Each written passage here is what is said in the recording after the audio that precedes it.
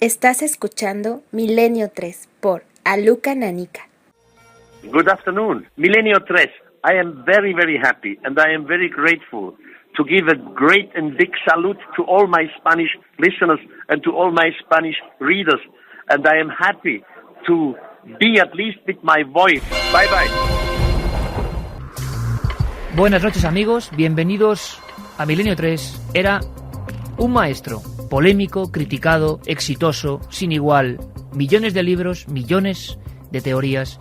El hombre que nos enseñó a hacernos preguntas en torno a si los extraterrestres algún día, en el pasado más lejano, llegaron a convivir con nosotros.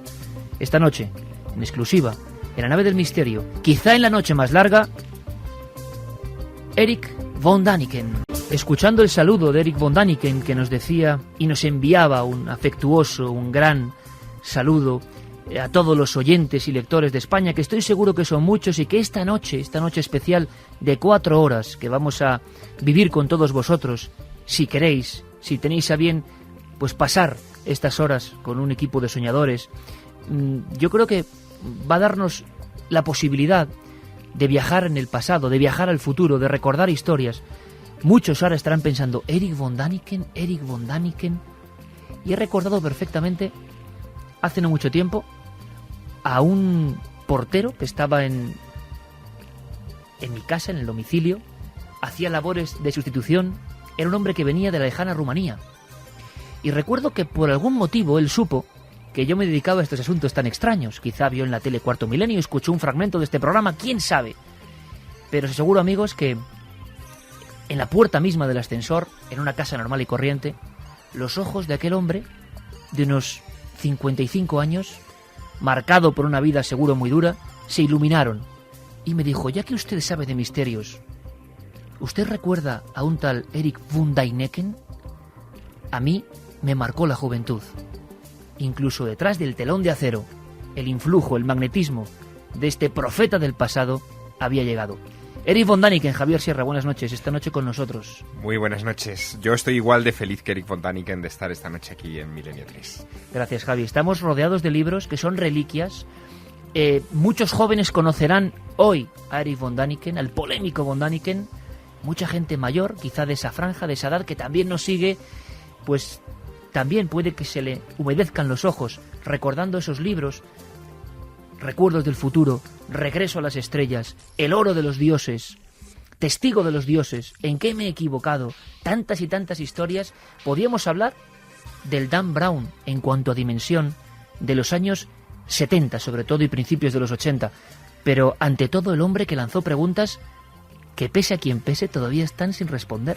Bueno, hace ya más de 40 años que se publicó Recuerdos del futuro, 41 para ser exactos. Y aquel libro marcó a toda una generación. Yo creo que fue una época muy singular porque el hombre no había llegado todavía a la Luna, pero estábamos lanzando astronautas al espacio. Era la época también de la Guerra Fría en su momento más tremendo, cuando se estaban fabricando bombas atómicas, se seguían ensayando, haciendo pruebas nucleares en todas partes del mundo, y de repente aparece un señor con un libro que dice que ni las bombas atómicas ni los astronautas eran cosa nueva, sino que ya venían de antiguo, que tenían miles de años, que había pruebas definitivas que sostenían que gente con escafandras había aterrizado en este planeta en la noche de los tiempos e incluso había estallado ese tipo de armas nucleares. Claro, sus conclusiones fueron tremendas porque arremetían contra el origen de muchas religiones. Lo que él decía es que todos los dioses del mundo antiguo, incluyendo los del Antiguo Testamento, se originaron en la llegada de extraterrestres y el primer contacto con el ser humano producido en la noche de los tiempos. Pues hoy es un homenaje a Däniken, es polémica a Däniken, proceso a Däniken es muy serio, pero bueno, lo dejamos ahí. Nuestro compañero Luis Álvarez, que luego estará con nosotros, también nos trae unos documentos impresionantes, una larguísima entrevista que hemos fragmentado. Hemos hablado con Däniken y él lo hizo en Interlaken, una especie de centro. En fin, nos lo explicará Luis, donde a tumba abierta vamos a recorrer la losa del astronauta de Palenque, en México. Vamos a descender a las cuevas misteriosas del Ecuador en busca de la Biblioteca de Oro. Vamos a viajar a túneles también inexplorados hasta hace un tiempo bajo las pirámides. Vamos a saber si la evolución es como nos cuentan, o según Däniken, en cierto momento hay un salto incomprensible motivado por los dioses. Vamos a viajar por el mundo y vais a poder hacernos muchas preguntas. Va a ser emocionante. No solo eso. Polémica de última hora en el acelerador de partículas. El mismo Luis Álvarez me mandaba una información interesante en el Times. Se habla ya de conspiración. ¿Por qué no funciona ese acelerador de partículas donde se va a buscar esa especie de partícula primigenia, bosón de Higgs, partícula de Dios? ¿Qué está ocurriendo? Teorías que también nos traerá aquí Santiago Camacho sobre las últimas cuestiones de verdad que están en plena fricción, nunca mejor dicho. Y nuestro primer punto de aterrizaje esta noche va a ser tan interesante que no lo voy a adelantar. Estamos cerca ya del Día de Difuntos y quizá tenga algo que ver. Carmen, buenas noches. Buenas madrugadas, Iker. Bueno, importante por el homenaje a Däniken, ¿no? Y que la gente pueda preguntar, acercarse, recordarnos libros. Hay una encuesta, Guillermo León, en tiempo real, en ikerjimenez.com, tiene ya la encuesta. Y, Javier, yo tengo muchas ganas de saber qué ocurre con esa encuesta, donde intervienen miles de amigos. ¿Cuál es la pregunta? Pues la pregunta es, ¿crees que los extraterrestres nos visitaron en la antigüedad? Ya hay gente que se ha acercado a la página y que ha votado, ¿eh?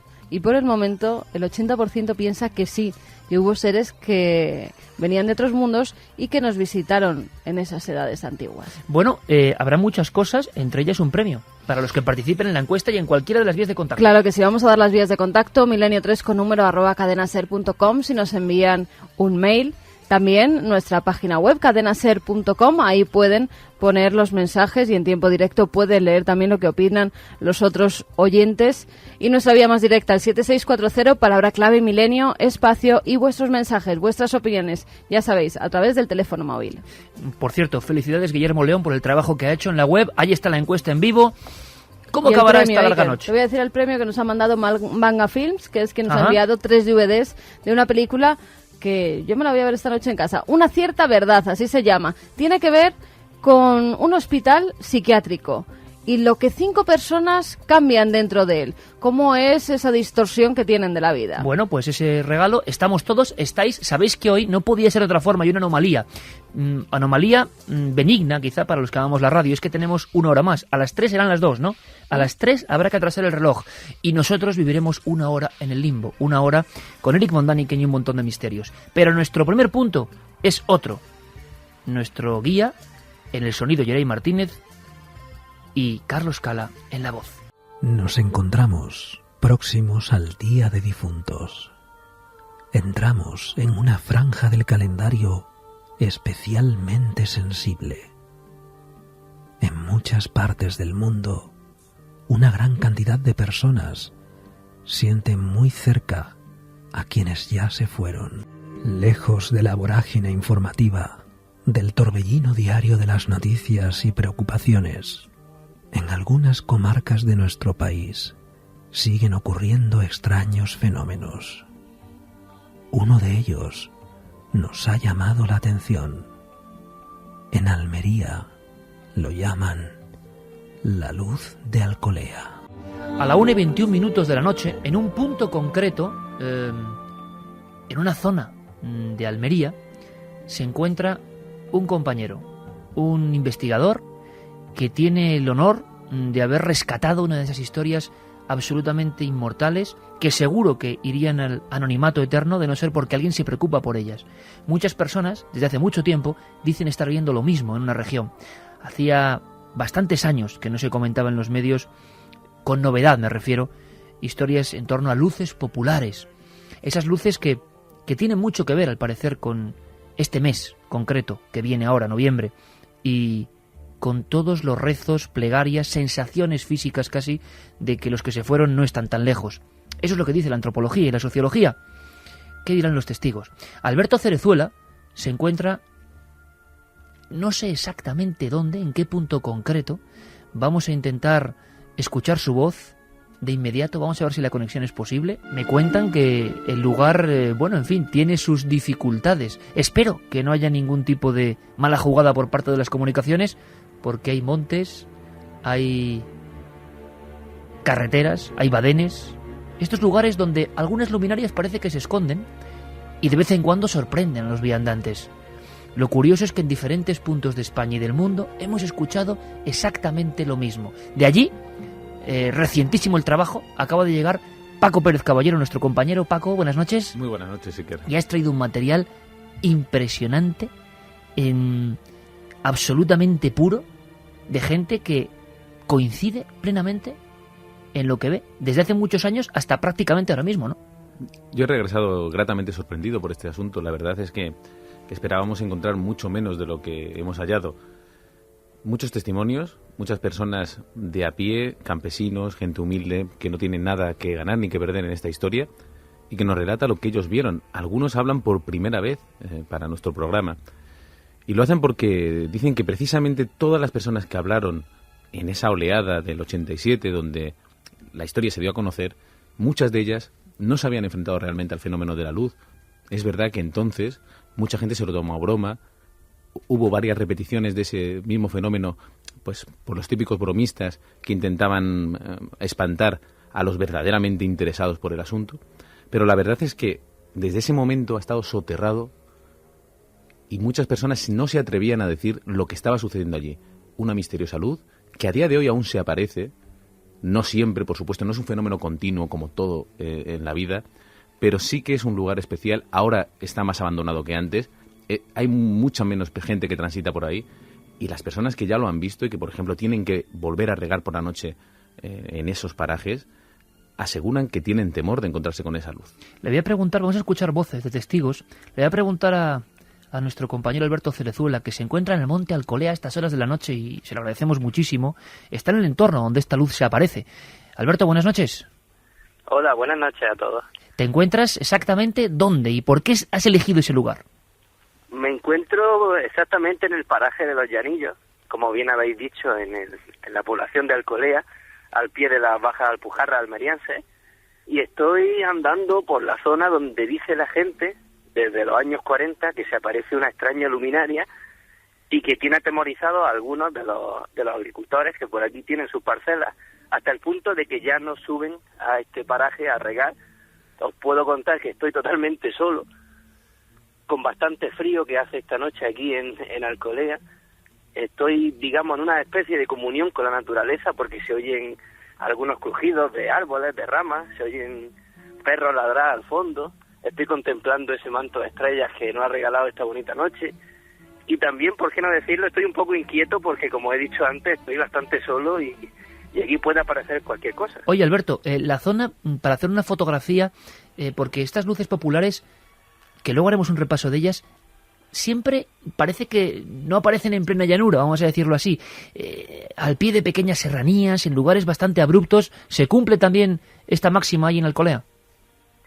Aquí lo que se cumple es que estamos en un terreno apartado de la población, quizá a una altura considerable de la población. Estamos en un campo plagado de olivos y de árboles, de cultivos de la gente, ya no tanto como años atrás, pero sí siguen en pie algunos cultivos. Hay unos pocos cortijos, esparcidos quizá a unos 100 metros cada uno. Hay una carretera que pasa por encima, en la que no sé si se escuchará, pero de vez en cuando pasa algún coche. Y sobre todo, pues que es un sitio bastante apartado de toda forma de vida, porque el pueblo queda lejos, para ir andando queda bastante lejos, como una hora a pie.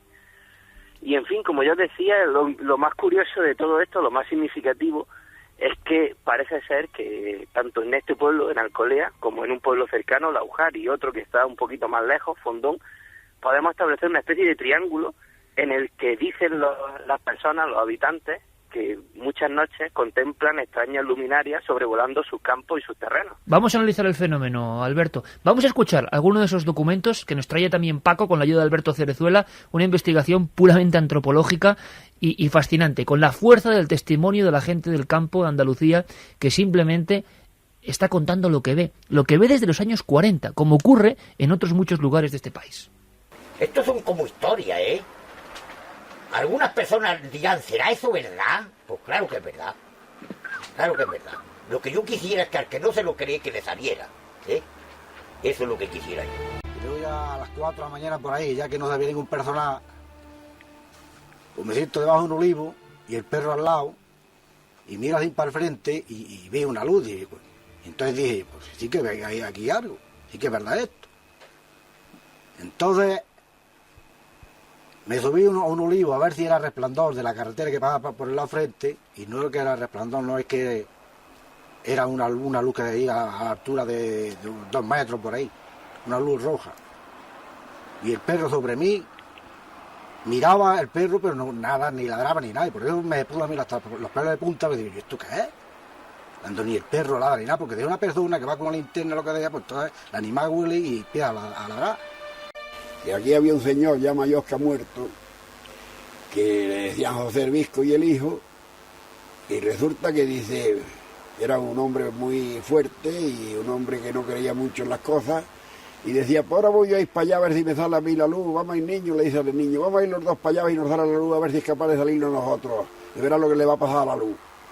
Pues vinieron para acá y estuvieron ahí esperando a ver si saliera la luz y le salió la luz.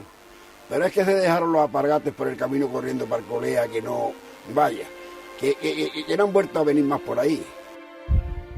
Por cierto, algunos pueden haber visto la luz de Alcolea y están ahí, al otro lado.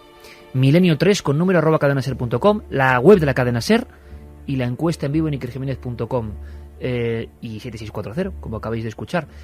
Podéis poneros en contacto porque queremos hacer esta investigación con vosotros en vivo. Paco, retrato robot, porque creo que Javier y yo hemos escuchado esta historia muchas veces ya en lugares muy lejanos. Retrato robot de salud. Fíjate, no todos coinciden exactamente, pero la mayoría define salud como una pequeña bola roja que parece tener vida propia. Muchos dicen que cuando hablan con esa luz, cuando le preguntan, ¿no?, quién está ahí, porque es lo primero que se nos ocurre a cualquiera, en un campo absolutamente oscuro, como decía Alberto, yo también he pasado una noche allí y puedo decir que es absolutamente oscuro. Pues lógicamente el primer temor, ¿quién está ahí? La luz parece responder, parece emitir una especie de latido y finalmente grandes ráfagas de luz que llegan a iluminar partes de ese paraje, ¿no? Algo que realmente llama la atención. Salta a los medios en el año 87 y muchos ufólogos, especialistas, intentan ir allí a ver si tiene algo que ver con el mundo extraterrestre. Estaba muy de moda la oleada OVNI y es lo primero que se piensa. Pero claro, hay un dato nuevo que rescata Alberto Cerezuela precisamente. Va allí al pueblo, mucha gente empieza a hablar de la que no había hablado en el año 87 porque pensó que precisamente se estaba haciendo allí un castillo de otra cosa. Y empieza a encontrar otros testimonios que hablan de una luminaria que se aparece, pero no porque sí, sino siempre en fechas relacionadas con muertes, con fallecimientos, en lugares donde ha habido, por ejemplo, un accidente de tráfico. Y ya el colmo de los colmos es cuando uno de esos testigos dice que detrás de esa luz él llegó a ver claramente una figura de un hombre de más de 2 metros, sin rostro, y que le dio un auténtico terror. ¿Tú recuerdas, Javier, hace ahora 10 años, los dos subiendo el Cerro Uritorco, Córdoba, provincia de Argentina, y nos contaban algunos investigadores y vecinos la historia de la luz, el Anchimayén, la luz rojiza, que rodeaba lugares arqueológicos?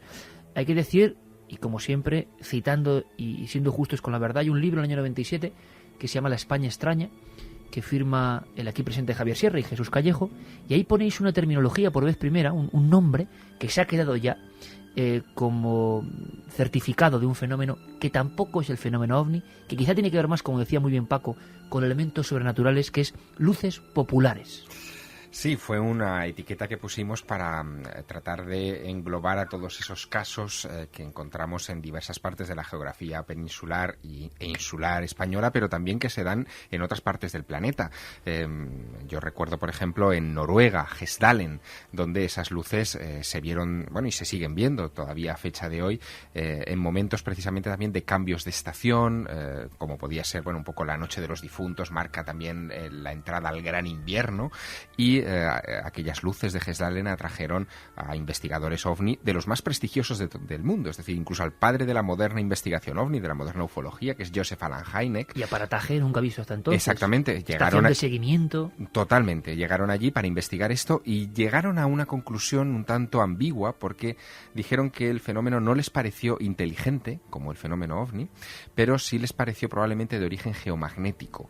Es decir, que quizá lo que habría que investigar, pues pues ahora mismo en Almería, pero también en esos otros lugares de la península ibérica donde se han producido estas luces, es el mapa magnético del terreno y ver si ahí puede haber una explicación. También, por ejemplo, en Estados Unidos son muy famosas las luces de Marfa, las Marfa Lights en Texas, donde incluso en este pequeño pueblo tejano del suroeste de los Estados Unidos, cuando uno ingresa en su avenida, en su calle principal, es un pueblo típico del oeste americano, encuentra unos grandes cartelones que reciben al visitante haciendo la pequeña historia de las Marfa Lights, de las luces de Marfa. O sea, como ocurre en Canarias con la luz de Mafasca. Como ocurre en Canarias, hay en la luz murales de Mafasca, donde se recuerda la luz, que es idéntico a lo que nos ha contado Paco, el mismo fenómeno. Sí, pero los murales de Fuerteventura, de la luz de Mafasca, son murales hechos por la gente. En Marfa son hechos por la autoridad competente, ¿no? O, por ejemplo, hay poca gente que se pregunta por qué el Puerto de la Luz en Gran Canaria se llama el Puerto de la Luz. Bueno, pues su origen tiene que ver también con una de estas luces populares. O por qué cada mes de febrero se celebra en Manresa, a los pies de la montaña de Montserrat, la fiesta de la misteriosa Llum. Pues la fiesta de la misteriosa Llum obedece a otra de estas luces populares que además provocó la redacción de la primera acta notarial de la historia de Europa en la que se da fe de la aparición de una de estas luces en 1345. Sería la primera luz popular. Luego tenemos las de las Urdes, la luz de Ribera Oveja, la luz de Mafasca, la luz del Pardal de Albacete. Esta era menos conocida. Gracias a Alberto Cerezuela hemos podido rescatar información y vemos que el fenómeno está todavía virgen. Alberto, en plena noche, en el lugar de los hechos, y Paco ha dado un perfecto paso a ese lado más sobrenatural. ¿Cuándo empiezas a darte cuenta y con qué casos empiezas a ver que quizá haya poco de fenómeno, vamos a llamarlo así, exógeno o cósmico, y tiene que ver con la muerte? ¿Alberto? Sí. Parece que habíamos perdido la comunicación. Madre mía, ha habido una pausa dramática que no estaba ni mucho menos programada. Nos hemos quedado todo el equipo. ¿Estás bien, Alberto?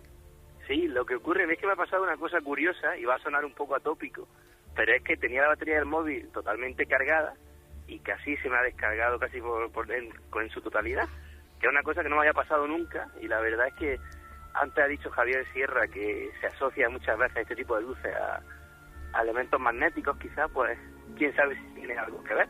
Bueno, esperemos que nos permita por lo menos esa poca o mucha batería mantener comunicación. Te preguntaba, Alberto, por la posibilidad de que el fenómeno tenga que ver con la muerte, con los difuntos, y que tú empieces a rescatar información y te empieces a dar cuenta que muchos tienen que ver con accidentes, muertes, imagino, más o menos violentas. ¿Cómo empieza esa investigación de esa otra cara de la luz de Alcolea? Efectivamente, el primer indicio de la luz de Alcolea a mí me lleva por los periódicos, por la prensa de la época, a 1987, concretamente a la Semana Santa de ese año, que fue en el mes de abril, en el que un chaval por entonces de nombre Cayetano Galafá se encuentra en su parcela y ve una especie de luminaria roja que emite, como bien ha dicho Paco, unos latidos casi como de corazón humano, muy sincronizados, y que emite una serie de ráfagas de luz. Se corre la voz en el pueblo y, como también habéis apuntado muy acertadamente, como en esa época estaba muy de moda también el fenómeno ovni, se asocia un poco con esta fenomenología. Claro, cuando yo llego al pueblo, a Alcolea, a investigar el asunto, llevo esa idea en mi cabeza, la del fenómeno ovni, idea que totalmente se me desmonta cuando empiezo a hablar con los más ancianos del lugar, que me dicen que no, que la luz, efectivamente, en 1987 se volvió a ver, pero que este fenómeno empieza a conocerse a partir de la Guerra Civil. ¿A partir de la Guerra Civil? Sí, sí.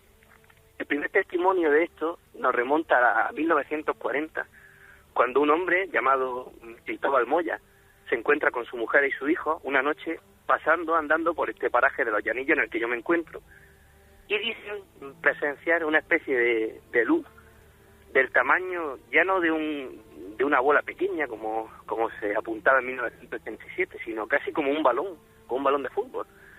Estas personas huyen porque no saben lo que puede ser. Además, estaba la guerra civil muy reciente, vuelvo a repetir que fue en el año 40. Estas personas huyen y deciden no contárselo a nadie, precisamente por eso, porque los ánimos estaban a flor de piel con la contienda bélica que acababa de terminar, y deciden no contarlo a nadie hasta que lo cuentan recientemente. Este hombre que murió hace unos años lo contó a uno de sus parientes, que es Gabriel Moya, uno de los testigos que hemos escuchado antes cuando nos ha puesto la sus entrevistas. Ahí empieza, digamos, la segunda parte de esta investigación, que es un giro a la idea ovni del principio. El testimonio de Cristóbal Moya se complementa perfectamente con el de Agustín Utrilla, al que también hemos escuchado en la entrevista, que nos habla ya de, en el año 53, él tenía 10 años de edad y se encontraba en este mismo paraje con el ganado, porque es un sitio en el que antiguamente ya no, el ganado pasaba varias noches aquí y los pastores pasaban también las noches con el ganado. Pues Agustín tenía 10 años de edad, estaban con su familia, y vio aparecer la luz de frente. Él, como era un chavato, era muy consciente del fenómeno, de qué podía ser, y se acerca. Se acerca y dice que le parece ver la figura de un hombre muy alto vestido de negro. A él le entró bastante miedo y no volvió a quedarse solo en el paraje este de los Llanillos hasta hace unos años, hace 2 o 3 años, cuando decide, imagínate, han pasado ya más de 50 años desde aquel momento, decide enfrentarse a la luz, porque dice que ha encontrado testimonio de que la siguen viendo. Este hombre coge una serie de herramientas para defenderse, porque le da miedo a una hora, y decide pasar otra noche, tantos años después, solo en el paraje de los Llanillos. ¿Cuál es la sorpresa? Que dice, según su testimonio, que vuelve a ver la luz y que distingue perfectamente a un ser muy alto, que lo ha descrito Paco perfectamente, a un ser muy alto, totalmente vestido de negro, con una especie de manto, y a quien no se le puede distinguir la cara. Además, la luz, ya descartamos totalmente la teoría del ovni, porque según Agustín, la luz la aportaba a este ser como en una especie de candil, vela, o no podemos llamarlo linterna, pero algo asociado ya, a todos nos ha venido a la cabeza, a la Santa Compañía, a esa procesión de muertos. Podemos hablar incluso de una Santa Compañía moderna, porque Agustín vio a ese ser y lo repite, como bien ha dicho en la entrevista, y no hay quien le diga que es mentira. Bueno, y un además, fenómeno idéntico, Alberto, al de Vegas de Coria en las Urdes, unos seres con algo en la mano o con algo que se ilumina a la altura del plexo, y hay más gente, porque es que, y además, bueno, no es por preocuparte, ¿no?, pero que están llegando un montón de mensajes de gente que ha visto esa luz y que pueden incorporarse todavía a la investigación. Vamos a escucharles ahora, vamos a leerlos, sus mensajes, pero ¿y hay más gente aparte de él que haya visto el ser o algo detrás de la luz? Sí, hay 2 personas más. Lo que pasa es que ellos le tienen mucho respeto a la luz y no quieren hablar públicamente, pero hay un caso, una de estas 2 personas, que recientemente, a principios de este año 2009, dice que en un lugar donde hubo un accidente de circulación, creo que de moto, y que existen unas flores en honor a la víctima, en recuerdo, dice que le pareció ver, este hombre suele caminar por las noches, le pareció ver una luz revoloteando por encima de esta corona de flores. Él se acercó y pudo distinguir también una especie de ser, también con la misma descripción que nos hacía Agustín Utrilla, muy alto, totalmente vestido de negro, pero en este caso fue el ser el que se asustó al ver a este señor y corrió campo a través con la luminaria en la mano en forma de candil o de vela. Hemos escuchado en diferentes lugares esta misma descripción, en fin, calcada. Vamos a escuchar ahora, 7640 palabra clave de milenio, los mensajes que están llegando, porque algunos son sumamente interesantes y a Paco y a Alberto, sobre todo, les va a gustar anotarlo. Pues si nos llegaba un mensaje de Manuel Ramírez que nos decía que es de Almería, que hace 2 años vio la luz, que estaba con el móvil, la fotografió y que grabó su extraño zumbido. Aunque la imagen de la luz en la fotografía deja muchas dudas, el sonido es perfecto, que aún tiene esa grabación. Bueno, pues si quiere y está bien, podíamos analizarla, que nos la envíe, eso desde luego. Sí, si nos la puede enviar por mail, milenio3 con número @cadenaser.com, para que nuestros especialistas puedan investigar sobre ese zumbido, ese ruido, e incluso la podamos y querer emitir.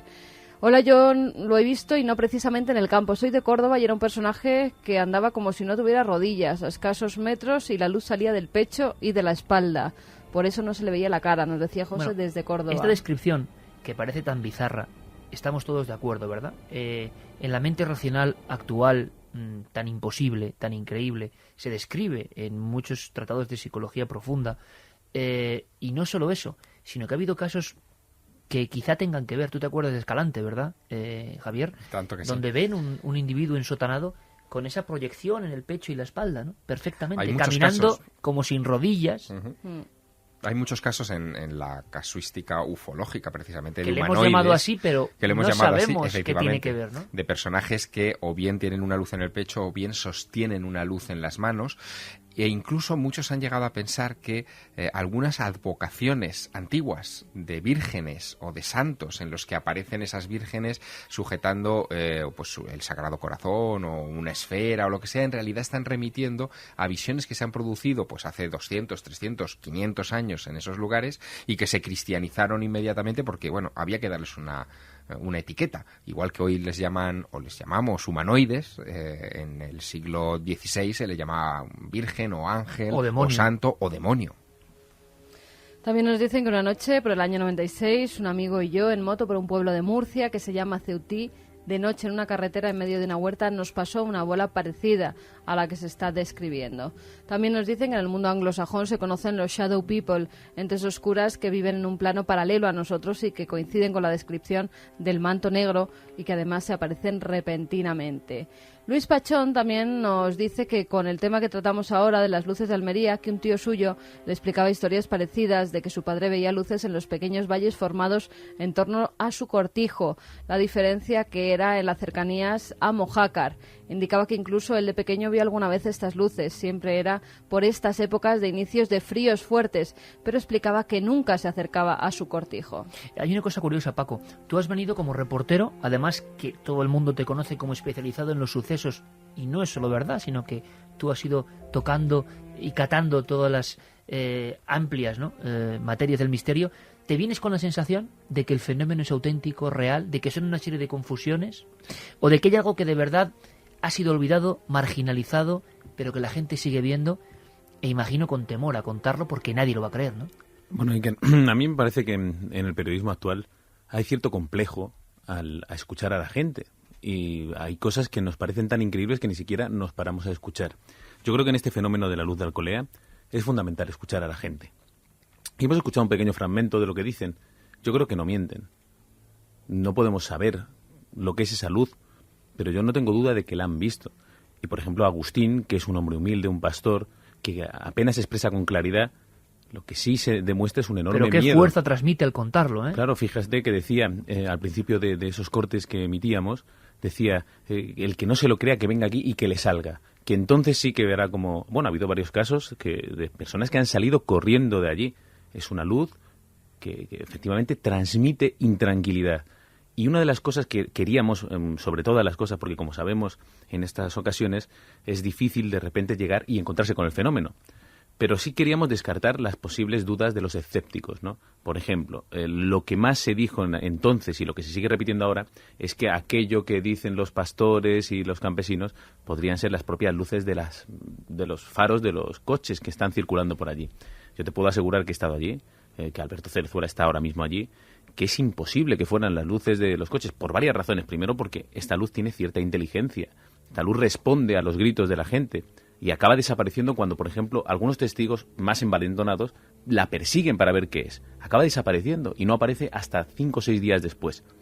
Entonces, queda descartado. Pero es que además yo he estado allí y, fijándonos en el lugar donde estaba la carretera, ni siquiera percibíamos un ligero destello cuando oíamos el coche pasar. Así que, descartado esto, tiene que ser otra cosa. ¿Qué es? Yo no lo sé. Lo que sí te puedo decir, y es lo que hay que transmitirle a todos los oyentes, es que lo que dicen es verdad. Ellos se han encontrado con algo que no pueden explicar y que a día de hoy nadie ha sabido explicar. Magnetismo, no lo sé. Extraterrestres, no parece. Otra cosa, desde luego, está siempre próxima a esas fechas de todos los santos, muertes, fallecimientos. Incluso Alberto Cerzuela recoge en su libro y en su investigación varias muertes extrañas, algunas que no ha podido documentar, como la muerte de un bebé a manos de un sacerdote. No se ha podido documentar, por lo tanto puede ser una leyenda, pero también muertes como la del dueño de la finca Los Llanillos, que es una muerte extraña. ¿Tiene algo que ver? No lo sabemos. Las luces parece que están allí y llevan ahí desde los años 40. Alberto, intentaste investigar ese tipo de muertes que en otras ocasiones, en las Urdes y otros lugares, ha habido algunas que se pueden relacionar más o menos, y en ese mismo lugar donde ahora estás, y te lo agradezco mucho, a la 1:47 con bastante frío, ha habido eso, casos que imagino que no son fáciles, ¿no? Derribar los muros cuando son casos lejanos, pero quizá la muerte también se paseó en torno a esa luz. Sí, sobre todo son casos difíciles de documentar porque yo sé que aquí ha habido 3 muertes documentadas, entre comillas. Digo entre comillas porque 2 fueron fusilamientos en la guerra civil, con lo cual no hay demasiada constancia. Yo me guío por lo que me dicen los más ancianos del lugar. También Paco comentaba la historia de más que historia, una leyenda, porque ahí sí es verdad que no he encontrado ningún tipo de papel o documentación, incluso testimonio que lo reafirme, pero sí que apareció en la prensa de la época. Y es que un cura, dicen que ahogó a un pequeño, que podía ser hijo suyo, a un bebé, en un aljibe que hay por aquí cerquita. Eso no está documentado, como he dicho. Y luego existe constancia de que un señor que vivía aquí en uno de los cortijos de los Llanillos, donde más veces se ha aparecido la luz, ese hombre vivía solo y se lo encontraron muerto al cabo de 2 días, aparentemente en extrañas circunstancias. Pero no se sabe más nada de... ¿Por qué extrañas circunstancias, Alberto? Porque decían que era un hombre muy solo, que vivía, que no se acercaba al pueblo, un poco huraño, no tenía mucho contacto con la gente, y al pasar un mes, o no sé si un mes, 30 días, 35, en fin, un tiempo relativamente no muy amplio, en el que no tuvieron contacto con él ni siquiera sus familiares. Por eso, cuando fueron a la casa, otro agricultor de la zona, que pasaba por allí por las noches, se acercó a ver cómo estaba y se lo encontró, pues seguramente sería un infarto, porque te hablo de muchos años atrás y no hay documentación, pero dicen extrañas circunstancias por eso, porque hablaban de que estaba la puerta abierta, pero no faltaba nada en la casa, no había robo, se lo encontraron, decían, con los ojos muy abiertos.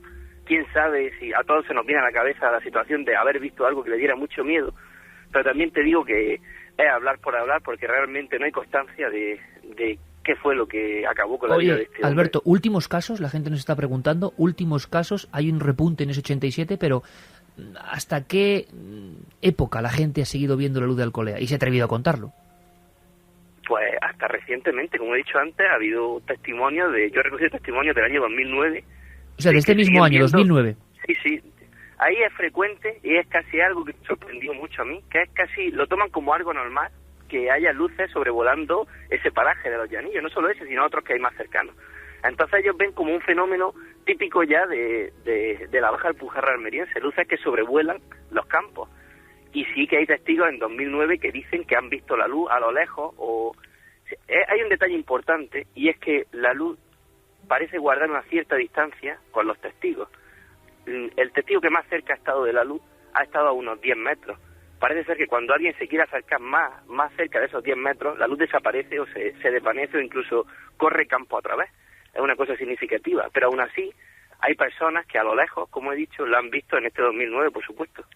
Y es curioso porque es el retrato robot en cuanto a la actitud de las personas y la actitud de la luz que hemos escuchado en muchos sitios, no solo en España.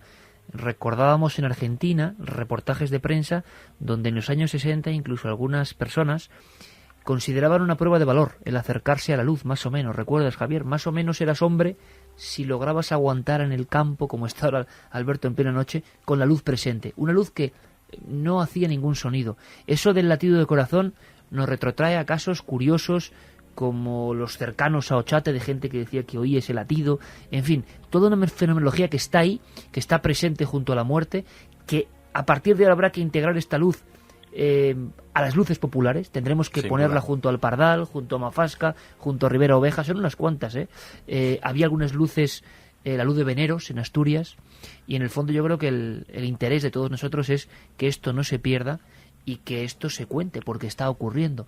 No parece ningún fenómeno natural, o quizá tenga que ver con fenómenos naturales que todavía no están bien explicados, ¿no? Y que tienen que ver con lo más profundo de la Tierra. Alberto Cerezuela, compañero, muchas gracias por hacernos de cronista. Seguiremos muy atentos y, desde luego, todo el material que nos pueda llegar te lo brindaremos para que siga la investigación, porque lo que nos interesa es saber si hay algo más oculto y por qué en ciertos momentos del año, en esa región tan concreta, en esos espacios tan delimitados, aparecen estas luces que habéis retratado exactamente igual que otras muchas en España y en el mundo. Un fuerte abrazo, amigo, gracias. Muchas gracias, Ike, hasta luego. Paco, lo dicho, un reportaje más, un espejo del misterio más. Ahí está la gente con una fuerza tremenda contando lo que ve esa luz roja que... Mira, yo estoy recordando ahora, ¿sabéis que estoy recordando? Una entrada entradilla de televisión, una presentación que hizo Fernando Jiménez del Oso en el Pardal, y recuerdo perfectamente que asombrados mirábamos a Fernando. Llovía, estaba en esa zona de Albacete. Yo recuerdo que estaba debajo de una furgoneta junto a Lorenzo Fernández, los dos metidos debajo del parachoques del coche, y llovía, empezaba a llover, pero Fernando, que volvía a la tele en aquella época, tú te acuerdas muy bien, Javier, dijo, bueno, aquí vamos a grabar la entradilla. Se puso delante de un cartel que ponía La Quéjola en piedra, tú te acuerdas muy bien, ¿verdad, Carmen? Sí, de La sí, Quéjola, me el acuerdo, Pardal. sí, de la finca. De la finca, el Pardal. Y decía, puede que una noche cualquiera, quién sabe si esta misma noche, alguien, un testigo más, se va a encontrar con la luz del Pardal. Y uno se quedaba con ganas de aplaudir, no podía, ¿no?, porque estaba debajo de un coche, pero en el fondo el fenómeno es exactamente el mismo. España todavía es maravillosa, tiene cosas que contarnos, que decirnos. Gracias, Paco, como siempre, compañero. Muchas gracias. Gracias por el trabajo y por estar aquí y por hacerlo como siempre lo haces. Gracias. Es una pena que haya algunas personas que tengan miedo a contar estos asuntos, que nos los hemos encontrado allí, lo comentaba también Alberto Cerzuela. Miedo a hablar, ¿no? Sí, algunos testimonios interesantísimos y que no hablan precisamente por el miedo al qué dirán, al miedo al no ser escuchados, y quizá este programa y otros muchos están luchando contra eso, porque Pues, no hay nada de malo en escuchar. Fíjate, Paco, estas hay gente historias. que nos está escribiendo que precisamente ha sido testigo de esa luminaria. Pablo desde Almería nos dice, la gente que vivimos en los pueblos de Almería sabemos perfectamente que eso existe, ya que somos muchos los que la hemos visto. A mi mujer y a mí nos pasó una por encima del coche. Mi abuelo me comentó luces en Cazorla meses antes de empezar la guerra. Fíjate, hay un mensaje que nos ha llegado que a mí me ha dejado sobrecogida. Pello de Teruel nos dice que en la guerra civil los nacionales cogieron a su abuelo para matarlo. Un ser con una luz y fantasmagórico se apareció y por miedo de todos salvó la vida. Pero hay que hablar con ese hombre. O sea, Mm. tiene que contarnos, Pello de Teruel, la historia de su abuelo. Cuidado, vaya tema la Guerra Civil Española. Vaya y las tema. Y los señales misterios. en los cielos. Sí, sí, y las señales que hubo muchas. O sea, cielos que enrojecieron, en fin, cantidad de presagios que fueron tenidos en cuenta por algunos pocos periodistas que publicaron sus crónicas en los periódicos del tiempo y que merecería la pena rescatar y reinvestigar. Sirius desde Argentina nos dice que en Argentina se llama la luz mala. En el campo es muy ¿Recordás común. la luz mala? La luz mala, claro que sí. En el campo es muy común ver esa luz supuestamente producida por el fósforo de los huesos de animales que brillan por la noche. Claro, la explicación del famoso fuego fatuo, ¿no? Efectivamente. Fuego fatuo, fuego de San Telmo en los barcos, se ha hablado siempre, pero la También luz mala, no me acordaba del nombre, luz nos mala. dan otra posible explicación. Amal nos dice que se ha demostrado que en determinadas circunstancias las luciérnagas emigran en un grupo de un nido a otro. En total oscuridad parecerían una luz concreta. La explicación más sencilla es la acertada. No siempre. Sí, aunque lo de las luciérnagas nos parece de las difíciles, pero quién sabe. Yo pasé hace un año por el pueblo de Laujar y vi esa luz. Iba solo por la carretera y jamás he vuelto a ir a ese pueblo. Aún se me ponen los pelos como escarpias, nos decía Juanjo del Ejido. También nos pregunta José de Tenerife si sabemos algo sobre la luz del río o bola del río. Imagino que no sé si referirá a la luz de Ribera Oveja, que es en un río y que es la única que yo conozco cerca de un río, en Cáceres. Buenas, yo también soy de Córdoba y me identifico con ese oyente. Soy barrendero y a mi compañero y a mí por la mañana, sobre las 6, nos adelantó por la acera de enfrente. Nos adelantó, paró y giró la cabeza para mirar. Y es como si se diera cuenta de que estábamos mirándolo y salió corriendo, pero como si fuera en una cinta. No movía las piernas. También esa descripción es muy común. Muy común. Pero ahí tenemos un problema, ¿no? Es increíble, no podemos creerla, pero la gente lo cuenta desde el principio del tiempo. Y en todas partes del planeta y del país. Yo recuerdo unas apariciones de un fantasma encapuchado que aterrorizaba a todo el pueblo en Valverde de Leganés hace mucho tiempo, efectivamente. En Yebra, en Guadalajara también. También nos dicen, en la zona de Sotogrande, antes de que se urbanizara, varias familias se mudaron a San Roque por las luces que los atormentaban por las noches. Nos lo decía Pep. También, no hay que olvidarse, la luz del Pardal, que en estos días se suele ver más hoy de la zona, e igual nos desplazamos allí la noche del 31, pues, nos decía amigos, Alejandro. Sería, seguir una larguísima tradición, iniciada casi por casualidad y por investigadores, y si sabéis algo nos lo contáis, desde luego. También nos apuntaba la posibilidad, David desde Sevilla, que sí hemos pensado que la luz puede ser una aparición mariana, ya que en el campo es el lugar donde se cree más en este tipo de cosas. Y muchas luces cercanas a árboles, a arroyos, a fuentes, a cosas que luego se han envuelto y cuántas historias, Javier, de apariciones marianas que empiezan con una simple luz con forma casi de luminaria o de vela, ¿no? Claro, la cuestión es que ponemos etiqueta de aparición mariana, o se ha puesto tradicionalmente a cosas que no se han entendido. Yo creo que debemos intentar mantener un poco la objetividad, de momento decir luz antes de poner una etiqueta, y ya está. Oye, ¿cómo definirías tú a Erich von Däniken? Con una palabra. Bueno, tú lo has definido con el título de uno de esos libros y creo que es el título que a él más le enorgullece, que es Profeta del pasado. Sí, señor, Profeta del pasado. Pues vamos a hablar del Profeta del pasado, vamos a disfrutar enormemente. No engañamos a nadie, ¿verdad, Paco? Que aquí hay un montón de libros absolutamente bizarros e increíbles. Sí, sí. ¿Te gustan las portadas? Desde luego, Y mira, llaman mucho la atención. Y un innovador, Däniken, guiñando el ojo al señor. final de un libro. O sea, hacía unas cosas increíbles. ¿Cuántos millones de ejemplares? Es muy difícil de calcular, pero probablemente estemos en torno a los 80 o 85 millones de ejemplares de toda su obra. Podemos vendidos en todo el mundo. aprender luego un poco de Däniken, quién es, cuántos libros, y ir luego sabiendo, no sé, pasajes de la historia de este hombre. Sí, claro que sí. Luego sabremos mucho más de él. Esta noche, después de las noticias, hay que informarse muy bien de todo lo que está pasando, hacemos un viaje de verdad increíble. Erich von Däniken, en exclusiva, en Milenio 3, el hombre que vendió, pues eso, casi 80 millones de libros, y sobre todo generó preguntas que siguen ahí. ¿Queréis intentar resolver esas cuestiones? ¿Qué ha pasado con esos viejos misterios? ¿En qué se equivocó y en qué acertó?